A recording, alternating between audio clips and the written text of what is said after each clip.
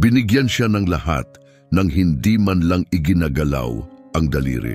May mga private jet na handang dalhin siya kahit saan niya gustuhin, mga aparador na puno ng designer na damit na nagsusuot sa kanya araw-araw, at ang apelyido niya ang nagbubukas ng mga pintuan bago pa siya makarating. Pero sa likod ng kayamanan at karangyaan, unti-unti siyang gumuho, bumabagsak sa mga pagsusulit, nalulunod sa katahimikang walang nakapansin. Isa-isa na wala ang tiwala ng mga tao sa kanya, mga guro, kaklase at sa huli, maging ang sariling ama niya. Pero isang araw, sa pinakatahimik na sulok ng paaralan, isang janitress, isang babaeng halos hindi napapansin at tila bahagi lang ng paligid, ang nagsalita ng mga salitang mas matalim pa sa kahit anong lektura na natanggap niya. Akala niya'y naglilinis lang ito ng sahig. Hindi niya alam na lilinisin nito ang mga ilusyon na matagal na niyang kinapitan. Ang pangalan niya ay Lucas Rivas, nag-iisang anak ni Carlos Rivas, isang higante sa mundo ng teknolohiya na palaging nasa pabalat ng Forbes, kasing dalas ng pagpapalit ng mga panahon. Lumaki si Lucas sa labis-labis na luho, may sariling chef, mga jet na handang lumipad sa isang utos, at mga kaarawang puno ng sikat na personalidad. Pero sa gitna ng lahat ng iyon, isang bagay ang wala, kahulugan. Sa edad na 17, naka-enroll na siya sa isa sa pinaka-eksklusibong pribadong paaralan sa Atlanta. Hindi niya iyon pinagpaguran. Ang apelyido nilang Rivas ang nagsilbing susi sa lahat. Walang mahigpit na pagsusulit, walang panayam, isang wire transfer lang at isang kilalang reputasyon ang kumilos para sa kanya. Sa loob ng mga bulwagan ng marmol na may mga larawan ng mga bantog na alumni, kilala si Lucas sa 3 bagay: ang kayabangan niya, ang mga mamahaling damit niya, at ang kapalpakan niya sa pag-aaral. Nakakatawa ang academic record niya. Pumapasa lang siya dahil natatakot ang mga guro, hindi dahil karapat-dapat. Wala siyang pakialam. Bakit nga ba siya dapat mag-alala? Sa isip niya, balang araw, mamanahin naman niya ang imperyo ng pamilya nila. Ano bang kayang ibigay ng GPA na hindi niya kayang makuha gamit ang apelyido niya? Tinatawanan niya ang mga guro, binabaliwala ang mga kaklase, at inuupuan ang klase na parang wala siyang pakialam, para bang mas mataas siya sa lahat. Nang minsang ipatawag siya ng guidance counselor dahil sa mababang marka, tumagilid siya sa upuan at ngumisi, "Kaya kong bilhin ang paaralang to kung gusto ko. May grado bang kayang baguhin yon?" Kumalat ang sinabi niyang iyon sa buong paaralan na parang apoy. Pero walang naglakas loob na salungatin siya. Maging guro o estudyante, naglalakad na parang may itlog sa ilalim ng paa kapag nandoon siya. Ayaw magkamali, takot mawalan ng donasyon mula sa Rivas. Maging sa bahay, walang lambing. Si Carlos, ang ama niya, ay parang bakal, malamig, matalas, walang palusot. Isang bilyonaryong naniniwalang ang dahilan ay lason, kahit pa sa sariling anak. "Ikaw ay isang kahihiyan," sabi ni Carlos isang gabi matapos siyang tawagan ulit ng paaralan. "Kung empleyado kita, matagal ka nang tinanggal." Tumiklop ang mga braso ni Lucas at ipinatong ang mata sa langit. "Pero hindi mo ako empleyado, anak mo ako." "Walang pakialam ang mundo," sagot ni Carlos na puno ng galit. "Gumawa ka ng pangalan para sa sarili mo, o matatandaan ka lang bilang isang batang spoiled na nagtago sa apelyido, at hindi kita bubuhatin." Tahimik ang sumunod na sandali at hindi ito biro. Kinabukasan, bumalik si Lucas sa eskwela na parang walang nangyari. Ipinarada niya ang Audi sa parking lot ng guro, regalo sa huling kaarawan niya, at naglakad sa pasilyo na parang modelo sa runway. Iba't iba ang tingin sa kanya. May naiinggit, may naiinis, pero may isang matang tumitig sa kanya, matatag at hindi natitinag. Siya, isang babae, siguro nasa 50 na, ang nagwawalis malapit sa gilid ng pasukan. Matikas ang tindig niya at ang mga matay matalim pero kalmado. Luma man ang uniforme, matibay ang presensya. Para kay Lucas, parang hindi siya umiiral, isa lang siyang tagalinis, isang aninong hindi pinapansin. Pero habang lumalala ang mga pagsusulit, mas lalo siyang lumulubog. Sunod-sunod ang bagsak hanggang sa dumating ang puntong sumabog ang lahat. Ipinaputol ng ama niya ang mga credit card, kinuha ang Audi at pinasakay siya sa school bus tulad ng ordinaryong estudyante. Isang malamig na umaga habang naglalakad siya sa hallway, napansin niya ulit ang janitress. Sa unang pagkakataon, napansin niyang may binubulong ito habang nagtatrabaho. Ang tunay na karunungan ay ang pagkaalam na wala kang alam. Tumigil si Lucas. Anong sinabi mo? Tumingin siya kalmado at matatag. Wala kang handang maunawaan ngayon, iho.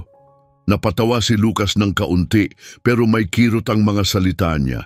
Binalikan nito ang mop, parang walang nangyaring mahalaga. Pero si Lucas, paulit-ulit iyong inisip. Habang nakapasok ang mga kamay sa bulsa ng jacket, umakyat siya sa hagdan ng paaralan. Iba na ang pakiramdam, parang lumiit ang paaralan, parang lumamig ang paligid. Wala na ang dating kayabangan. Ngayon, naglalakad siya ng mabilis at tahimik. Iniiwasan ng bigat na bumabalot sa dibdib niya. Nang umagang iyon, ibinalik sa kanya ang test sa literature. Isang papel na nakatiklop sa gitna. Simbolo ng huling dagok. Binuksan niya ito, umaasang baka kahit papano. May awa, isang mababang C, siguro. Pero sa ilalim, nakasulat gamit ang pulang tinta, 18 sa 100. May kasunod na tala. Binasa mo ba talaga ang teksto? Napatitig si Lucas sa papel, parang natulala. Pumikit siya sandali at napatawa ng pilit, umaasang may tatawarin. Pero nanatiling tahimik ang silid, walang natuwa. Mas mabigat pa ang sumunod na linggo, panibagong serye ng pagsusulit, panibagong listahan ng mga bagsak. Math, 24%. Kasaysayan, 31%. Biology, eksaktong 0. Naglaho ang biro. At dumating ang totoo, masakit at mabigat. Muli siyang ipinatawag ng guidance counselor, ngayon mas matalim na ang tono. Lucas, hindi na lang to tungkol sa ugali mo. Nasa bingit ka na ng tuluyang pagbagsak. Sa mga tala, ikaw na ang pinakahuli sa buong klase. Sinubukan niyang ipagkibit balikat. Lilipas din to, magpapakuha ako ng tutor. 3 na ang naging tutor mo, balik ng counselor. Lahat sila umayaw. Napatahimik siya. Pagkaraan ng klase, dumaan siya sa likod na pinto para iwasan ng ibang tao. Doon nakita niya ulit ang janitress. Nakayuko ito malapit sa cafeteria, pinupunasan ng natapong inumin, mahinahon ng kilos. Nang makita siya, ngumiti ito ng magaan. Napatigil si Lucas. Noong huli, may sinabi ka tungkol kay Socrates. Dahan-dahan siyang tumayo, pinunasan ng kamay sa apron at tiningnan siya sa mata. At naalala mo talaga? Oo, amin niya. Hindi ko maalis sa isip ko, nakakagulat lang, isang janitress na nagbabanggit ng sinaunang pilosopo. Nakapag-krus ito ng braso. Mas nakakagulat, isang batang ipinanganak na may lahat pero hindi makapasa sa simpleng pagsusulit. Tumama ang mga salita, napalunok siya. Dati kang guro, di ba? Lumambot ang mga mata ng babae pero matatag pa rin ang tinig. Hindi lang pilosopiya ang itinuro ko noon, pero hindi lahat ng plano sa buhay ay natutupad. Kung ganon, turuan mo ako, sabi ni Lucas. Wala na ang kayabangan sa tinig. Tulungan mo ako. Pakiusap. Tinitigan siya nito sandali sa katumango ng marahan. Sa isang kondisyon, iiwan mo ang kayabangan mo sa labas ng pintuang to. Kalimutan mo ang pangalan mo, umpisahan mo na parang wala ka pa. Tumango siya. Sige, hindi ko na kaya ang ganito. Kinabukasan, dumating si Lucas bago pa sumikat ang araw. Balot ng hamog ang buong campus, tahimik, tila natutulog pa. Naglakad siya sa walang kataong hallway, hawak ang maliit na notebook na ibinigay sa kanya ni Elena. Parang hawak niyang isang kayamanang mahalaga. Natagpuan niya ito, si Elena. Binabanat ang sahig sa paikot na galaw. May earphones sa tainga, mahinang humuhuni, marahil isang himno. Hay, bungad ni Lucas habang dahan-dahang lumapit. Sabi mo tuturuan mo ako, di ba? Inalis ni Elena ang isang earbud at tumingin sa kanya, kalmado. Naalala ko, pero sabi ko rin sa'yo, hindi ito magiging madali. Wala na akong pakialam, sagot ni Lucas. Kailangan ko to.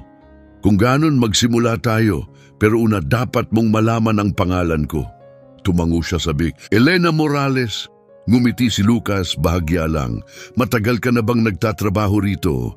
Ilang taon na? May ibang paaralan ka bang napuntahan dati at bago pa yon?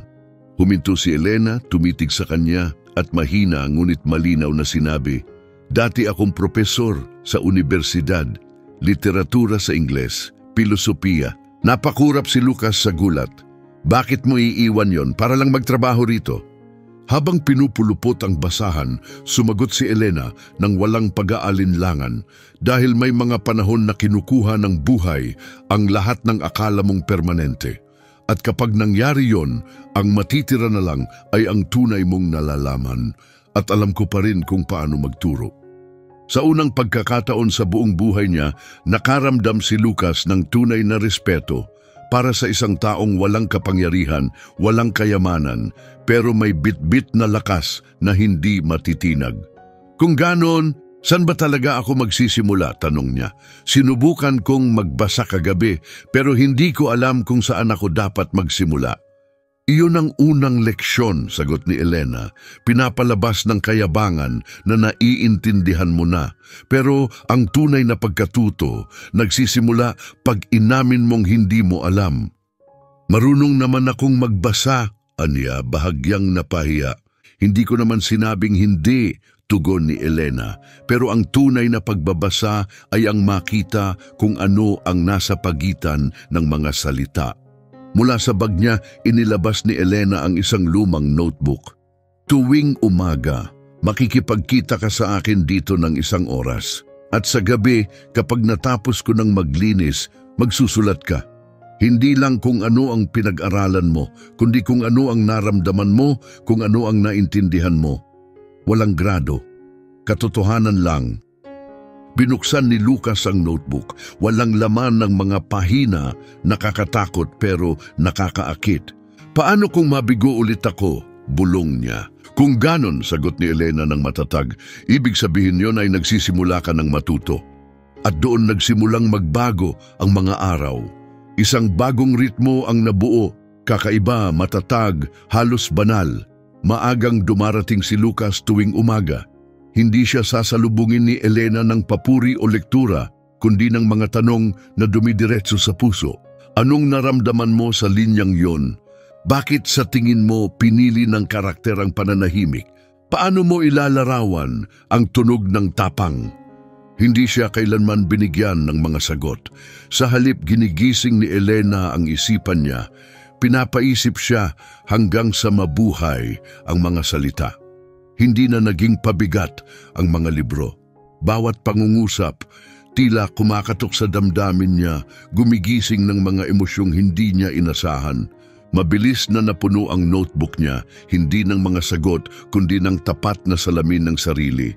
Mga tala tungkol sa kanyang ama, tungkol sa bigat ng inaasahan, tungkol sa galit na kinikimkim niya sa pakiramdam na lagi siyang hungkag. Binasa lahat ni Elena nang may malasakit, hindi siya pinagtawanan, hindi siya tinanggihan.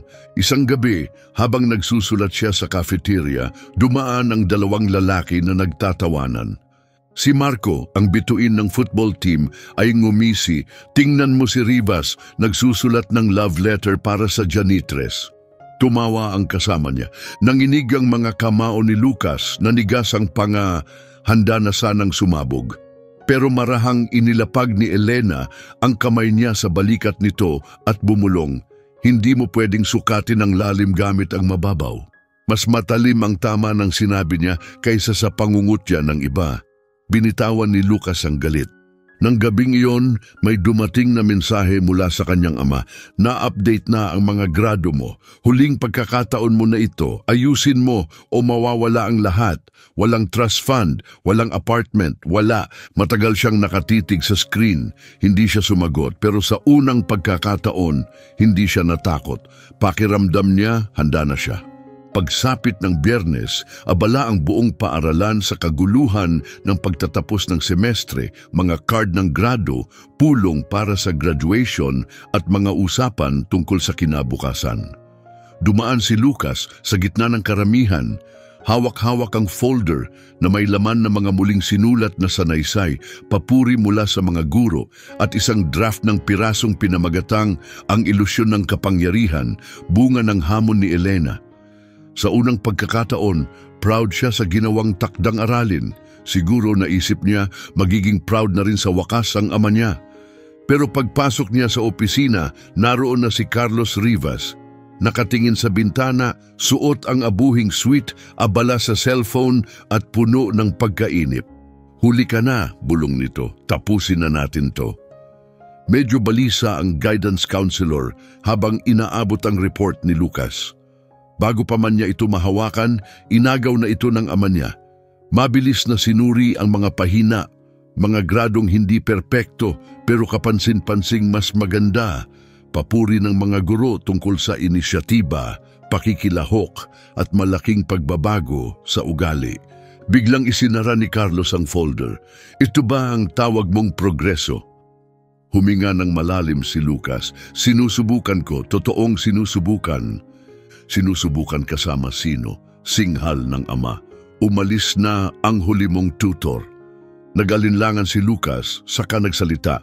Si Elena, yung janitress. Tumahimik ang silid, napakurap si Carlos sa ngumiti ng malamig. Hindi ka seryoso, isa siyang tagalinis. Dati siyang propesor, giit ni Lucas, at ngayon nagmamap ng sahig. Putol ni Carlos. Yun lang ang dapat mong malaman. Tumaas ang boses ni Lucas, nanginginig pero matatag. Mas marami siyang itinuro sa akin kaysa sa lahat ng tutor na binayaran mo. Tinuruan niya akong mag-isip. Lumapit si Carlos, matalim ang tinig. Pinapahiya mo ang pamilya natin. Sinasayang ang oras mo sa taong mas mababa sa'yo. Wala kang makukuha sa gaya niya. Tinitingnan niya ako, sagot ni Lucas, halos maputol ang tinig. Ikaw, hindi mo ako kailanman nakita.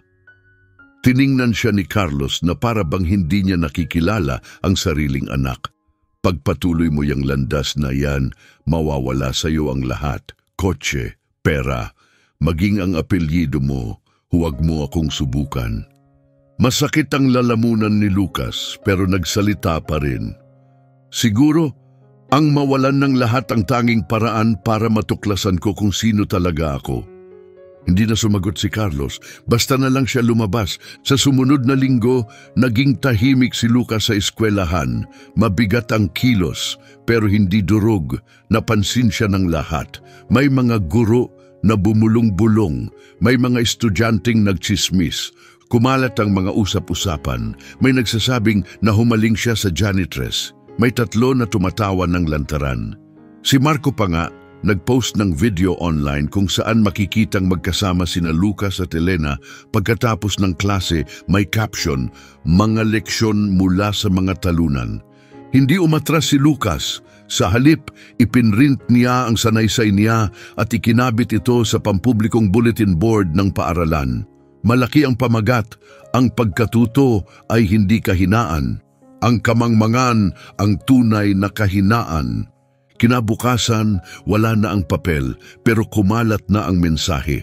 Nabasa na ito ng mga tao at sa unang pagkakataon may isinulat siyang hindi pinagtawanan kundi naalala.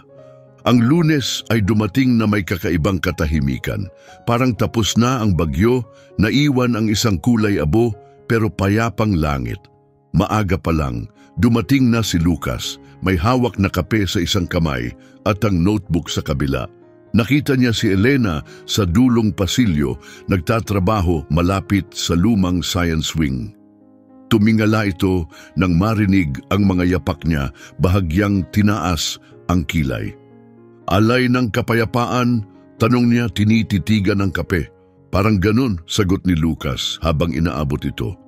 At may isa pa, tinanggap ni Elena ang tasa habang matamang pinagmamasdan siya. Ganyan ang itsura ng isang taong may dalang katotohanang kayang baguhin ang lahat. Umupo si Lucas sa sahig, notebook na nakapatong sa tuhod. Nag-research ako tungkol sa'yo, sabi niya, mahina ang tinig. Nanliit ang mga mata ni Elena. Ginawa mong ano? Hindi sa paraang creepy, mabilis niyang dagdag. Gusto ko lang malaman. Ang dali mong magbanggit ng mga pilosopo, parang natural lang. At kung paano ka magturo, parang buong buhay mo na itong ginagawa. May nakita akong artikulo, Elena Morales, professor sa University of Chicago, guest speaker, may aklat, may parangal. Pumikit si Elena, pinayagang lumubog ang katahimikan sa pagitan nila. Totoo ang babaeng yon, bulong niya, pero hindi na siya iniimbitahan sa mesa. Anong nangyari? Tanong ni Lucas. Sumandal si Elena sa hawakan ng mop, matatag ang boses pero mabigat. Isiniwalat ko ang isang kaso ng plagiarism, isang tenured na dean, may kapangyarihan. Tumanggi akong tanggapin ang suhol para manahimik, kaya unti-unti nila akong binura, tahimik pero lubos. Pagkalipas ng ilang buwan, namatay ang asawa ko sa isang aksidente sa daan papunta sa conference na ako mismo ang nag-organisa. At doon, bumagsak ang lahat. Nabigatan ng dibdib ni Lucas. Ibig sabihin, nawala lahat sa'yo. Hindi lahat, mahinang tugon niya. Hindi nila kayang kunin ang isipan ko o ang boses ko. Dahan-dahang tumango si Lucas, saka nagsalita nang may paninindigang ngayon lang niya nadama. Gusto kong makipagkasunduan. Tumaas ang kilay ni Elena. Anong klaseng kasunduan? Ituro mo sa akin, Anya, hindi katulad ng pagtulong mo noon. Ang ibig kong sabihin, turuan mo ako na parang isa sa mga estudyante mo sa kolehiyo. Higpitan mo ako. Huwag mo akong pagaanin. Huwag mo akong tratuhin na parang marupok ako. Gusto kong matutunan ang lahat ng alam mo. Gusto kong magtagumpay, hindi dahil sa apelyido ko, kundi dahil sa ginawa ko mismo. Pinagmasdan siya ni Elena, may nabago, wala na ang yabang, wala na ang kumpiyansang hungkag, tanging purong determinasyon ng naiwan. At anong kapalit na yan? Tanong ni Elena. Hindi ako susuko, sagot niya ng buong tibay. Kahit gaano kahirap, babagsak ako, uulit, babagsak ulit kung kailangan, pero hindi ako lalayo. Tahimik si Elena ng matagal, saka iniabot ang kamay. Kung ganon, may kasunduan na tayo. Nagkamay sila, walang pirma, walang kontrata, katotohanan lang. Simula noon, lahat ay nagbago. Gumawa si Elena ng plano, hindi listahan ng pagsusulit, kundi isang paglalakbay ng pagkatuto. Binigyan niya si Lucas ng Baldwin, Hughes, Morrison. Sa halip na karaniwang sanaysay, ang pinasulat sa kanya ay mga personal na refleksyon. Tinalakay niya ang kawalang katarungan, kinwestiyon niya ang mga sistema, kinwestiyon niya ang sarili. Tuwing gabi, inaabot niya kay Elena ang notebook na puno ng tapat na salita. At gabi-gabi, ibinabalik ito ni Elena. Hindi may marka ng grado, kundi may mga tanong na humuhukay sa mas malalim. Sa paningin ng eskwelahan, akala nila'y humahabol lang si Lucas Rivas. Pero sa likod ng lahat, may mas malalim at mas makapangyarihang nangyayari. Ilang gabi pa ang lumipas, dumating si Lucas na may kasama. Siya si Sofia, sabi niya. Kaklase ko sa biology, kailangan niya ng tulong sa pagsusulat. Ngumiti si Elena, mukhang dumoble ang klase natin. Hindi nagtagal, may mga estudyanteng palihim na sumasali, tahimik, maingat, kumalat ang balita, may isang taong tunay na nagtuturo sa paaralang ito. Hindi para husgahan, hindi para lagyan ng marka, kundi para gabayan. Ang matagal nang nakalimutang library ang naging santuwaryo nila. Sabay-sabay silang nagbasa, nagsulat, nagdebate hanggang mamamaos ang tinig, minsan napapaiyak. Pero sa gitna ng lahat ng iyon, may nabuo, isang bagay na bihira at maganda. At kasabay ng pagbabago, dumating ang panganib. Isang hapon, ipinatawag si Elena sa opisina. Ang assistant principal ay nagsalita gamit ang formal at maingat na pananalita. Miss Morales, may natanggap kaming mga reklamo. Nagtatanong ang ilang magulang kung bakit may mga estudyanteng nakikipagkita sa janitorial staff. pagkatapos ng klase. Medyo hindi karaniwan. May itinuturo ako, sagot ni Elena, diretso at payapa. Hindi ka autorisado bilang guru rito.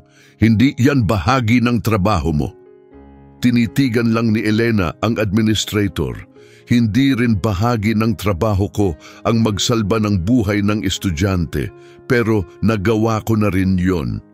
Walang naisagot ang opisyal, pero malinaw ang mensahe, mauubos na ang oras ni Elena. Kinabukasan, nalaman ni Lucas ang nangyari. Pinatigil ka nila? O, kalokohan yon. Ikaw lang ang tunay na tumutulong sa amin. Alam ko, mabilis niyang sagot. Pero ganyan ang mga sistema. Hindi nila tinatamaan ang mga palpak. Tinatamaan nila ang mga nagsisimula ng magtagumpay, lalo na kapag hindi akma sa mga patakaran nila. Nanginig ang mga kamao ni Lucas. Kakausapin ko ang tatay ko. Lalapit ako sa board. Ilalabas ko to sa publiko. Wag muna, sabi ni Elena mariin. Kailangang tumayo muna ang mga salita mo sa sarili nila. Hindi dahil sa pangalan ng tatay mo, kundi dahil sa iyo talaga ang mga yon. Napalunok si Lucas pero tumango. Naiintindihan niya, may apoy na naunang sindihan at wala nang patakarang makakapatay nito.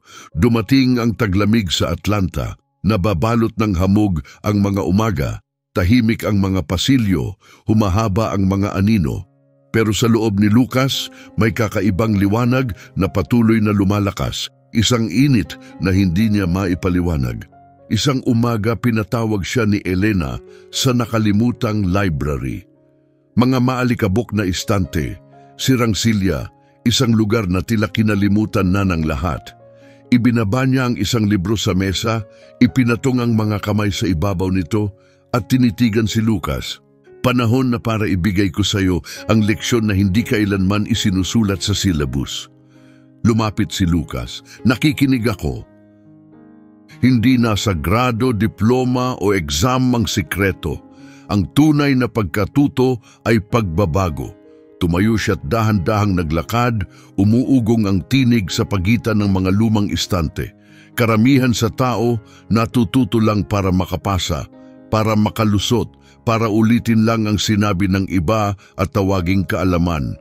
Pero hindi yon ang nagpapabago sa iyo.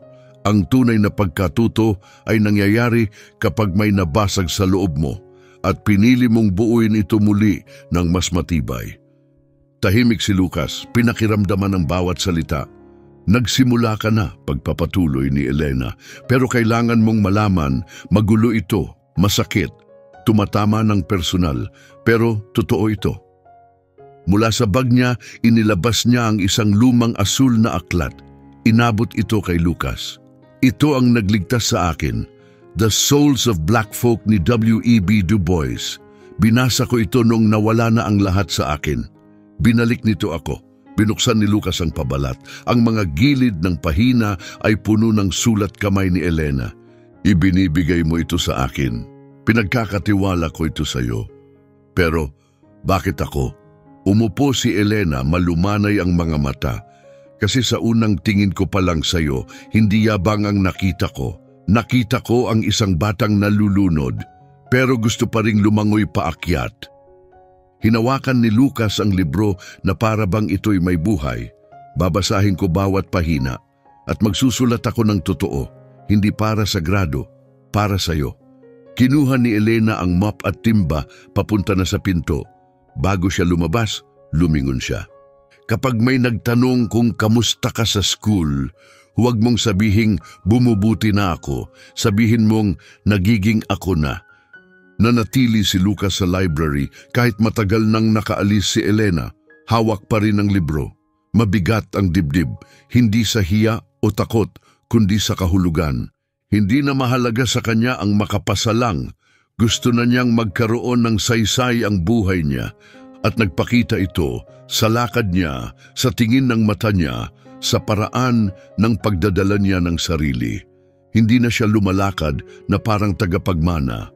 Ngayon, gumagalaw na siya na parang gising. Pareho pa rin ng mamahaling suot pero wala na ang dating hungkag na tingin. Napalitan ito ng focus. Naguguluhan ang mga guro. Ang dating kilalang aruganteng estudyante ngayoy nagtataas na ng kamay, nagtatanong, sumusulat ng buong sanaysay at kusang sumasali sa mga group project. Isang araw sa history class, tinaas ni Lucas ang kamay. Bakit parang dinadaan lang sa isang pahina ang slavery sa librong to, gayong binago nito ang buong kasaysayan? Napatigil ang klase, huminto ang guro, tila nagdadalawang isip. Saan mo narinig yan? Tanong niya maingat. Kay Du Bois, kay Baldwin, at sa isang babaeng tunay na marunong magturo, sagot ni Lucas. Tumahimik ang silid, walang nakapagsalita. Pero nanatili sa kanila ang sandaling iyon. Hindi lang binabago ni Lucas ang sarili, unti-unti na rin niyang napapansin ang mga buhay sa paligid niya. Nakita niya ang tahimik na batang babae na laging mag-isa kumakain sa cafeteria. Ang lalaking may dalawang trabaho pagkatapos ng klase pero hindi pa rin nahuhuli tuwing umaga. Ang gurong may kahangahangang aralin pero hindi pinapansin ang kanyang sipag at talino. At natuklasan ni Lucas ang isang mas malalim na katotohanan. Kapag natuto kang tunay na tumingin sa mga tao, mapapansin mong napakarami sa kanila ang hindi natin nakikita. Naging matatag ang routine nila ni Elena, halos parang isang ritual. Sa umaga puno ng mahihirap na tanong, sa gabi sunod-sunod na pahina ng pagsusulat. Hindi lang siya humahabol ng mataas na grado, binubuo niya ang mas matatag na bersyon ng sarili niya. Ang mga sanaysay niya ay nagkaroon ng bigat, naging personal, politikal at mahalaga. Minarkahan ni Elena ang bawat pahina, tapat at matalim. Pulang tinta, matalas na paalala. Huwag ka lang magsulat ng magagandang pangungusap, lagyan mo ng kahulugan, walang laman ang linyang to, gawin mong may kaluluwa. Kaya't paulit-ulit niyang nirebisa ang mga sanaysay, wala na siyang pakialam sa opinyon ng iba, hindi dahil sa kayabangan, kundi dahil sa unang pagkakataon, alam na niya kung sino ang nagiging siya. Isang hapon, dinala niya ang isang kaklase para mag-aral kasama nila. Pagkatapos ay isa pa. Di nagtagal, ang dating nakalimutang library ay naging tagpuan ng isang bagay na amoy pagbabago. Ngayon, nagtuturo na si Elena sa 5, 6, minsan 10 estudyante pagkatapos ng klase. Hindi lang ito tungkol sa pagsusulat, ito ay tungkol sa pagkatutong mag-isip ng malaya. Ang mga librong dati nakatambak lang, naging kayamanan. Ang mga linya, inuulit na parang apoy. Kung mananahimik ka sa sakit mo, wawasakin ka nila at sasabihing ginusto mo ito. Zora Neale Hurston. Ang layunin ng kalayaan ay para makalaya rin ng iba. Toni Morrison. Hindi na lang ito mga aralin, parang mga paggising na, pero hindi natuwa ang autoridad. Isang maulan na araw, ipinatawag si Elena sa opisina. May mga reklamo, sabi ng assistant principal. Nakikipagkita ka sa mga estudyante nang walang pahintulot. Nagtuturo ako sa kanila, sagot ni Elena. Hindi yan ang trabaho mo. Siguro dapat ganon na. Miss Morales, kailangan mong tumigil. Tahimik siyang lumabas ng silid, pero mas matatag ang lakad niya kaysa dati. Kinabukasan nalaman ni Lucas ang balita, ititigil ka na nila. Natatakot sila, sagot ni Elena mahinahon. Natatakot saan? Sa isang taong walang titulo pero nagtuturo kung paano hanapin ang tunay na lakas. Lalaban ako, ipapalabas ko to, kakausapin ko si Dad. Wag muna, sabi ni Elena, marahang inilapag ang kamay sa balikat niya. Kailangang tumayo ang tinig mo sa sarili nitong lakas, hindi bilang anino kundi bilang si Lucas. Tumango siya, mahigpit ang panga. Alam niyang paparating na ang unos, pero alam din niyang hindi nila mapapatahimik ang nabuo nila magpakailanman. Mas maaga itong dumating kaysa inaasahan. Isang gabi, basang-basa sa ulan, dumating si Lucas sa garahe, tanga ng papel na may markang maliwanag na pulang A, ang una sa buong taon. Ang pamagat ng sanaysay, ang tapang ng paglimot sa mali. May komentong isinulat ng guro, nahanap mo na ang boses mo. Sa unang pagkakataon, gusto niyang ipakita ito sa ama niya, hindi para sa papuri, kundi para sa katotohanan. Naabutan niya si Carlos sa tabi ng bagong biling electric sports car, abala sa pakikipag-usap sa Bluetooth tungkol sa mga business deal. "Dad," sabi ni Lucas hawak ang papel, "may gusto akong ipakita." Kinuha ito ni Carlos, walang ekspresyon ng mukha. Binasa ang pamagat, tinaas ang kilay. "Ano to, biro?" "Totoong sanaysay sa English, naka-A ako." "Lucas, hindi ito seryosong trabaho, para lang itong diary. Emosyon lang yan sa papel, hindi yan akademiko." Tungkol ito sa paglago, sa bagong paraan ng pagkatuto. Ibinato ni Carlos ang papel sa passenger seat. "Sinong nagturo sa iyong magsulat ng ganito?" Natahimik si Lucas pero malinaw ang sagot. Si Elena, yung janitress. Tumahimik ang paligid. Lumapit si Carlos, malamig ang tinig. "Sinasabi mong ang guro mo ay taong naglilinis ng sahig?" "Dati siyang propesor," sagot ni Lucas, buong lakas. "Wala na siyang halaga ngayon, isang bigo." Sumikip ang kamao ni Lucas. "Mas marami pa siyang naibigay sa akin kaysa sayo." Tumigas ang mga mata ni Carlos. "Kung hindi mo puputulin ang ugnayan mo sa kanya, mawawala sayo ang lahat. Kotse, pera, maging ang apelyido mo." Nanginig si Lucas pero nanindigan. "Kung ganon, siguro ang mawalan ng lahat ang tanging paraan para malaman ko kung sino talaga ako." Malamig ang tingin ng ama, parang bato. "Iempake mo ang gamit mo, tapos ka na rito." Kinabukasan, wala na si Elena. Tinanggal ng walang pasabi. Tahimik na inihatid palabas para bang hindi siya kailanman naging bahagi ng paaralan. Hinanap siya ni Lucas sa bawat sulok, sa mga bakanting pasilyo, sa mga silid na walang laman. Wala na ang kanyang coat, wala na ang timba. Para bang pati hangin ay nawala na rin. Halos hindi na siya makahinga. Wala si Elena at kasabay nito gumuho ang focus niya. Bumaba ulit ang mga grado, hindi dahil sa kakulangan ng talino, kundi dahil sa kawalan ng laman sa dibdib niya. Naglakad siya sa paaralan na parang multo. Ang dating buhay na silid-aklatan, tahimik na muli. Hanggang isang araw, may anunsyong tumama sa kanya, isang flyer sa bulletin board. Taon ng pagtatalumpati. Tema, ano ang ibig sabihin ng tunay na tagumpay sa buhay? Nakatitig siya sa papel, tapos biglang tumakbo pa uwi. Kinagabihan, sinulat niya ang pahina sa pahina, hindi para sa grado, hindi para sa mga guro, para sa kanya. Ang patimpalak ay pinakamalaking kaganapan ng taon. Imbitado ang mga pamilya, kapitbahay.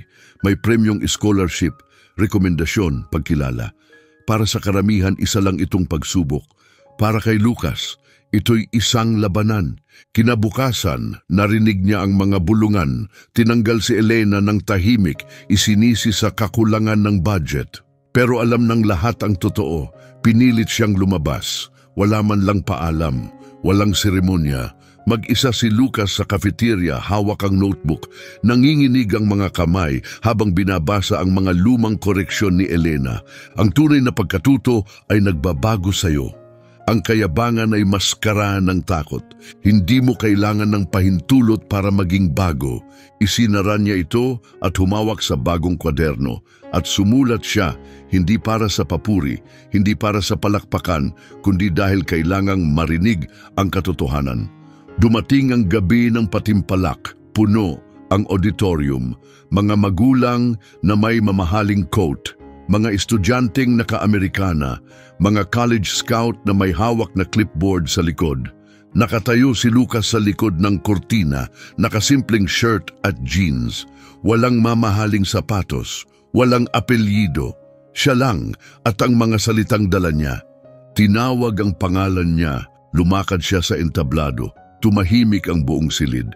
"Ako si Lucas Rivas," panimula niya. "Marami sa inyo ang nakakakilala sa akin bilang yung batang sinayang ang lahat ng pagkakataon, yung bumagsak. Sabi nila, nasa akin na ang lahat. Pero wala ako nung pinakamahalaga, isang taong naniwala sa akin hanggang sa dumating siya. Tumigil siya. Hindi siya guro sa papel. Wala siyang opisina, walang titulo, tanging mop at tapang para tingnan ang likod ng galit ko. Tinuruan niya akong makita ang kahulugan sa pagitan ng mga linya, sa mga libro, sa mga tao, sa buhay. Tinuruan niya akong mag-isip, makinig, sumulat ng tapat. Hindi lang siya naglilinis ng sahig, nilinis niya ang ulap sa isipan ko. Nag-inat ang mga tagapakinig, tahimik ngunit nakatuon, pero pinatahimik siya, tinanggal. Dahil natatakot ang mga sistema kapag ang pagbabago ay nagmumula sa ilalim. Itinaas ni Lucas ang notebook. Hindi ako nagsasalita ngayon para magpasikat. Nagsasalita ako para parangalan siya. Sabi niya, ang pagkatuto ay pagbabago.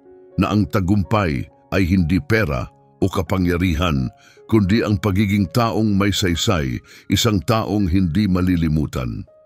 Lumambot ang tinig niya. Baka wala siya rito ngayon, pero nasa bawat salitang binibigkas ko siya. Ano ang ibig sabihin ng tunay na tagumpay? Tanong niya habang pinapahaba ang katahimikan. Ang ibig sabihin nito ay ang magising. Bitawan ang bigat ng apelyido. Hanapin ang sariling katotohanan at gamitin ito para buhatin ang iba. Tahimik ang buong silid hanggang isang palakpak ang narinig, sumunod pa. At sa ilang segundo, sumabog ang buong auditorium, palakpakan, sigawan, pagtayo ng mga tao. May mga guro na napaluha, mga estudyanteng umiiyak, at mula sa likod, isang babaeng nakasuot ng simpleng headscarf, nangingilid ang luha, ay tahimik na ngumiti. Si Elena. Tahimik siyang pumasok para lang masaksihan ang pag-angat ni Lucas. Gabing yon, hindi na apelyido ang bumuo kay Lucas. Siya na mismo ang nagsalita para sa sarili niya. Kumalat ang video ng kanyang talumpati, una sa mga estudyante, tapos sa mga alumni, hanggang umabot sa kalahati, anak ng bilyonaryo, pinapurihan ng janitress na nagligtas sa kanyang buhay. Mas malayo ang narating ng balitang iyon kaysa sa alinmang deal na ginawa ng kanyang ama. Dumagsa ang mga alok para kay Elena, imbita bilang tagapagsalita sa lokal na kolehiyo, tapos isa pa hanggang inalok na siyang muling magturo. Mga pintuang dati sarado, ngayoy bumukas muli. Hindi dahil sa resume niya, kundi dahil sa katotohanang umalingaw-ngaw ng malakas para baliwalain. Tinapos ni Lucas ang taon na pasado sa lahat ng klase, hindi dahil kinaawaan, kundi dahil sa layunin at pagsusumikap.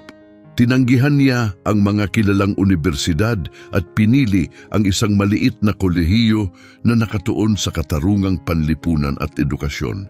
At nang tanungin siya kung bakit, simple lang ang sagot niya. Dahil gusto kong magturo gaya ng pagtuturo niya sa akin. Gusto kong bumuo ng lugar kung saan mahalaga ang bawat isa.